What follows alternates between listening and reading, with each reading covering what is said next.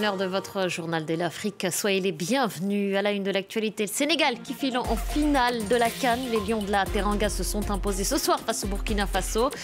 Benoît Perrochet nous attend à Yaoundé. Liman Ndao nous fera vivre, lui, les toutes premières réactions à Dakar. À la une également, ce massacre dans un camp de déplacés en Ituri, à l'est de la République démocratique du Congo. Plus de 50 personnes assassinées, des femmes et des enfants pour la plupart. Une milice communautaire est soupçonnée. Le gouvernement parle de crimes contre l'humanité. Et puis à Bissau, l'armée en action. L'état-major tente d'identifier les commanditaires de l'assaut d'hier. 11 personnes ont été tuées. Le mobile n'est pas connu. Le président Embalo accuse les réseaux de drogue. Ils avaient les crocs, les Lions de la Teranga, 3-1 face aux étalons du Burkina Faso. La place en finale est donc assurée pour le Sénégal. Bonsoir à vous, Benoît Perrochet, vous êtes l'envoyé spécial de France 24 à Yaoundé. Vous avez évidemment suivi cette rencontre, ce duel choc même. Et Benoît, le Sénégal rêve de la soulever, enfin, cette coupe. Il s'en approche ?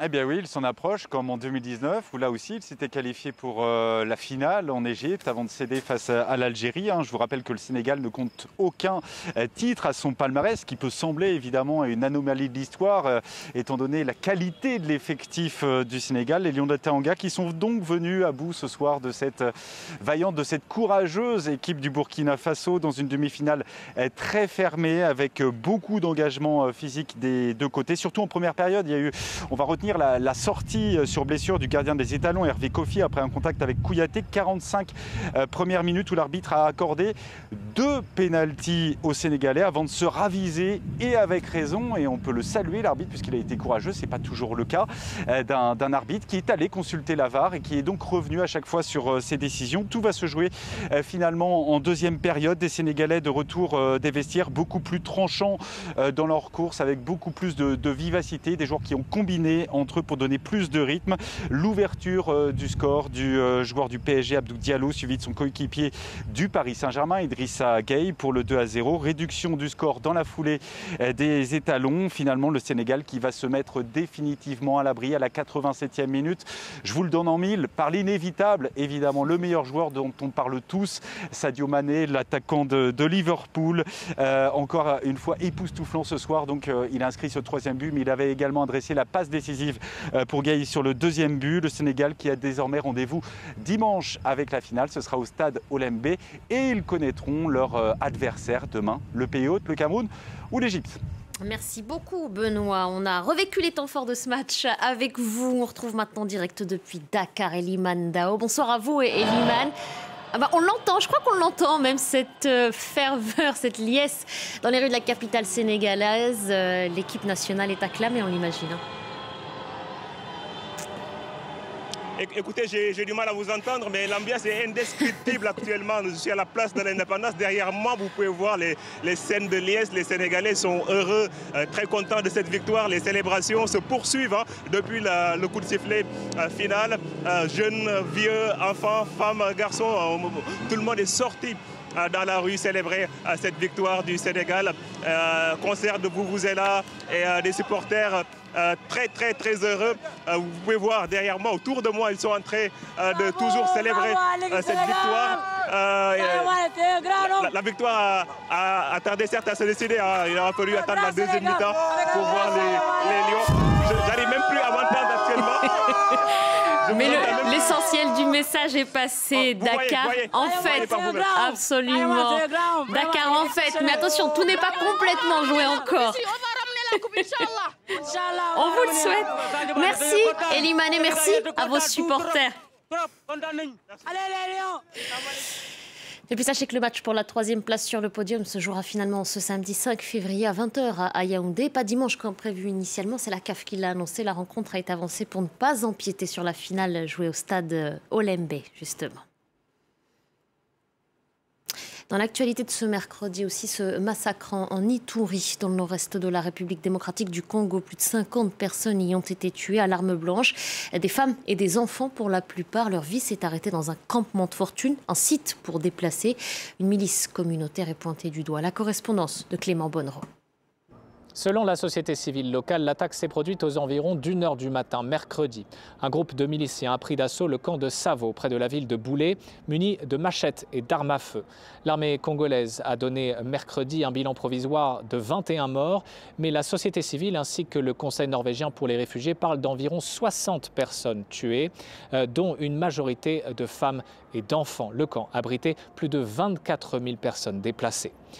Les miliciens de la Codeco, la coopérative pour le développement du Congo, sont pointés du doigt. Il s'agit d'un ensemble de milices de la communauté Lendu qui mènent régulièrement des attaques à la fois contre les forces gouvernementales mais aussi contre des membres de la communauté EMA. Les deux communautés se sont affrontées notamment entre 1999 et 2003, forçant l'intervention d'une force de maintien de la paix de l'Union européenne. Et les violences sont reprises depuis 2017 et depuis, les attaques des Codeco ont fait des centaines de morts et provoqué le déplacement de plus d'1,5 million de personnes. Et les camps de déplacés sont particulièrement visés. Au moins 68 personnes ont perdu la vie au cours d'attaques contre 5 camps différents dans la même zone depuis novembre. Dans la capitale, à l'ouest de Kinshasa, un câble électrique s'est effondré sur le marché Matadi-Kibala. Une partie du fil est tombée dans un caniveau rempli d'eau. Au moins 26 personnes sont mortes par électrocution. Selon le porte-parole du gouvernement provincial, une enquête est ouverte pour établir des responsabilités. Laurent Berstecher et Juliette Dubois reviennent en images sur les faits. Au milieu des piles de déchets et de légumes, le câble reste étendu dans l'eau sale du marché de Matadi-Kibala. Le même câble qui, quelques heures auparavant, avait répandu la décharge électrique meurtrière, coûtant la vie à au moins 26 personnes. Chez les habitants du quartier, le deuil était teinté de colère, car le drame aurait pu être évité. Les normes urbanistiques de construction ne sont pas respectées. Donc on devrait laisser cet espace vide. Avant cet incident, nous étions en train de déplorer le fait. On craignait que le pire arrive et aujourd'hui, malheureusement, le pire est arrivé. En RDC, il est interdit de construire à moins de 30 mètres d'un pylône haute tension, mais ces normes sont rarement respectées, comme dans ce marché de l'ouest de Kinshasa, où les étals et habitations de fortune jouxtent le pylône en métal.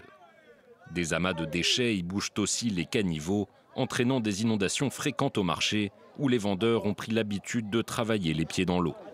Les autorités congolaises, qui ont annoncé l'ouverture d'une enquête pour établir les responsabilités de l'incident, disent vouloir prendre des mesures pour sécuriser le quartier. On va repousser les marchés à l'intérieur et voir dans quelle mesure évacuer toute la population qui habite les bas de la haute tension. Selon la Société nationale d'électricité congolaise, un orage serait à l'origine de l'accident. Mais plusieurs habitants dénoncent des câbles mal installés et mal entretenus et des autorités qui ont trop longtemps ignoré leurs avertissements. Une vaste opération lancée ce mercredi à Bissau en Guinée. L'armée tente d'identifier les commanditaires de la tentative de coup d'État. Des recherches sont également menées au siège du gouvernement. Le président Embalo fait lui le lien entre les assaillants et le narcotrafic. 11 personnes au moins ont été tuées. Le récit de Christophe Dansette. Un sourire pour rassurer après plusieurs heures de confusion. Et cette image, le président Umaro Sissoko Embalo, entouré de son Premier ministre en bonne santé. J'étais en plein conseil des ministres. Nous sommes attaqués avec de l'armement très lourd. Tout commence en début d'après-midi. Des tirs nourris retentissent tout près du palais du gouvernement, où tous les responsables politiques du pays sont réunis. Le président, lui, est exfiltré. Ce n'était pas ça l'objectif de la lutte pour la libération. Nous nous sommes battus pour que le pays puisse avancer. Comment se fait-il que d'autres pays évoluent et que nous continuions à nous battre? À quoi ça sert?